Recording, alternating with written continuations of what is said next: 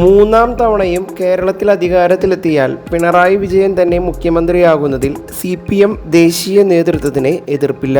പിണറായിക്ക് മൂന്നാം ഊഴം നൽകാൻ പാർട്ടിയുടെ എല്ലാ നിബന്ധനകളിലും ഇളവ് നൽകാൻ ദേശീയ നേതൃത്വം തയ്യാറാണ്.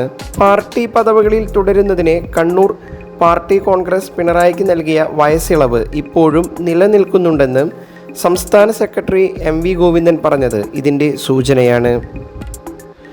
പാർട്ടി പദവികളിൽ തുടരുന്നതിന് CPM നിശ്ചയിച്ച പ്രായപരിധി 75 2026 നിയമസഭാ തിരഞ്ഞെടുപ്പ് ആകുമ്പോഴേക്കും പിണറായിയുടെ പ്രായം 80 കഴിയും.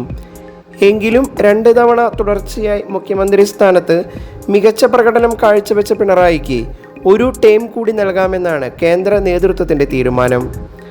സംസ്ഥാനത്ത് ഭരണ തുടർച്ച ഉണ്ടാകുമെന്നാണ് പാർട്ടി വിലയിരുത്തൽ. മുന്നണിയെ നയിക്കാൻ പിണറായി അല്ലാതെ മറ്റാരുമില്ലെന്നാണ് സംസ്ഥാനത്തെ നേതാക്കളുടെ അടക്കം അഭിപ്രായം. അതേസമയം തിരഞ്ഞെടുപ്പിൽ മത്സരിക്കാനും വീണ്ടും മുഖ്യമന്ത്രിയാകാനും പിണറായിക്ക് താൽപ്പര്യമില്ലെന്നാണ് റിപ്പോർട്ടുകൾ. ആരോഗ്യപരമായ ബുദ്ധിമുട്ടുകളെ തുടർന്ന് പിണറായി അടുത്ത നിയമസഭാ തിരഞ്ഞെടുപ്പിൽ മത്സരിച്ചേക്കില്ല.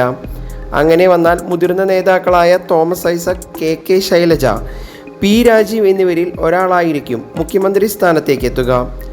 MV ഗോവിന്ദൻ പാർട്ടി സെക്രട്ടറി സ്ഥാനത്ത് തുടരും.